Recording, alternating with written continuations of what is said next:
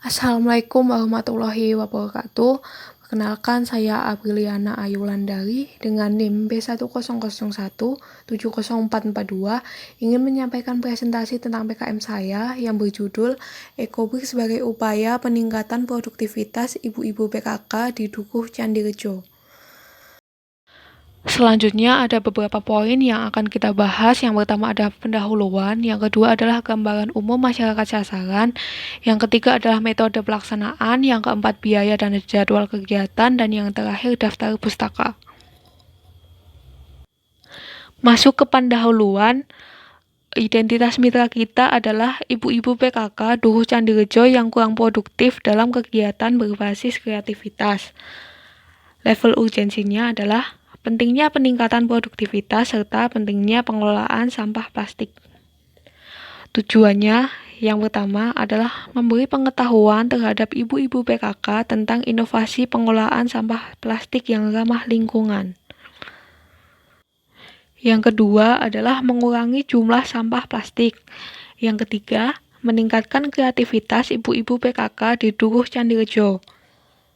Alternatif solusinya adalah adanya sosialisasi, pelatihan, dan pendampingan dalam membuat ekobrik sebagai upaya peningkatan produktivitas.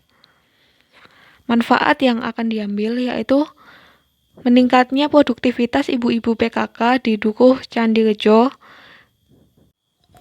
Yang kedua adalah terciptanya karya seni yang bisa digunakan di kehidupan sehari-hari. Yang ketiga, membantu menyadarkan masyarakat betapa pentingnya pengelolaan sampah plastik. Gambaran umum masyarakat sasaran. Target kami beralamatkan di Dukuh Candirejo, Kelurahan Jemawan, Kecamatan Jatinom, Kabupaten Klaten. Budaya gotong royong di Dukuh Candirejo ini menjadi salah satu pertimbangan, karena pada dasarnya pembuatan ekobrik memerlukan kerjasama yang tinggi. Ibu-ibu PKK di Dukuh Candirejo ingin menjadi perkumpulan yang aktif dan lebih dari sekedar untuk arisan dan hiburan, dengan tujuan untuk merekatkan hubungan antar satu individu dengan individu lain. Namun karena belum adanya ide kegiatan lain, maka keinginan di atas belum bisa terlaksana. Di Dukuh Candirejo terdapat sebuah taman kecil yang di dalamnya berisi sebuah peringatan jangan buang sampah sembarangan. Taman tersebut terletak di pinggir jalan penghubung antara dukuh satu ke dukuh lainnya, sehingga selalu dilewati masyarakat. Di taman, terdapat tempat duduk yang dibuat dari badan kayu yang meninggalkan kesan memanfaatkan barang yang sudah tidak digunakan, namun sekarang sudah mulai lapuk.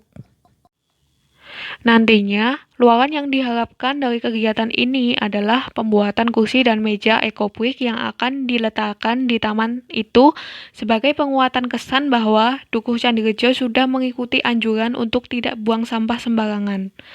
Produk ekobrik akan bertahan sampai puluhan, maka akan menghindari pelapukan. Metode pelaksanaannya yang pertama adalah penetapan daerah sasaran, yang kedua meninjau beberapa lokasi yang bisa digunakan untuk penyuluhan, yang ketiga meninjau organisasi atau lembaga yang sudah ditetapkan sebelumnya, yang keempat penyusunan program penyuluhan materi dan pelatihan, yang kelima perizinan pada pihak-pihak terkait, yang keenam melakukan sosialisasi program, yang ketujuh, pelaksanaan penyuluhan yaitu dengan menjelaskan secara rinci tentang limbah rumah tangga, dampaknya kepada lingkungan, serta langkah-langkah pembuatan ekobrik. Yang kedelapan, pelatihan pembuatan ekobrik yaitu ibu-ibu PKK membawa limbah rumah tangga berupa plastik dan mempraktekkan sendiri dalam membuat ekobrik. Yang terakhir adalah membuat laporan akhir. Yang selanjutnya ada biaya dan jadwal kegiatan. Yang pertama biaya yang terdiri dari peralatan penunjang 2.290.000. Yang kedua bahan habis pakai 9.520.000, perjalanannya 390.000 dan lain-lain 300.000 dengan total jumlahnya 12.500.000. Selanjutnya adalah jadwal kegiatan. Yang pertama adalah penetapan daerah sasaran, yang kedua adalah survei daerah sasaran, yang ketiga observasi, yang keempat mendesain program penyuluhan materi dan pelatihan, yang kelima perizinan, yang keenam sosialisasi program yang sudah dilakukan. Lalu pelaksanaan penyuluhan yang akan dilakukan di bulan pertama. Yang selanjutnya, pelaksanaan pelatihan pembuatan ekobrik dan pengawasan yang dilakukan pada bulan kedua dan ketiga. Yang terakhir adalah membuat laporan akhir yang akan dilakukan di bulan keempat minggu pertama. Yang terakhir, daftar pustaka. Di sini saya mengambil referensi dari beberapa sumber, yaitu yang pertama dari Suminto 2017, Ekobrik Solusi Cerdas dan Kreatif untuk Mengatasi Sampah Plastik. Yang kedua dari Asih dan Fitriani 2018, Penyusunan Standar Operating Prosedur atau SOP Produksi Inovasi Ekobrik. Yang ketiga dari Abdullah Jamai 2015. Bark behave as a factor affecting the destiny of epiphytic terrestrial algae in Taman Wetland Putrajaya, Malaysia. Yang keempat dari Ismoyo, Muluk, dan Saleh 2015. Peningkatan partisipasi masyarakat dalam pengelolaan reformasi. Yang kelima dari Fitri dan Sari, yang judulnya Analisis Pengukuran Produktivitas Perusahaan. Yang selanjutnya, manajemen pengelolaan sampah berkelanjutan melalui inovasi ekobrik oleh pemerintah Kota Yogyakarta.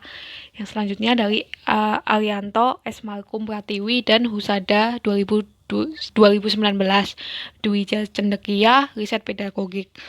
Yang terakhir dari Trisniawati dan Ratri 2019, ekobrik sebagai sarana mewujudkan masyarakat inklusif.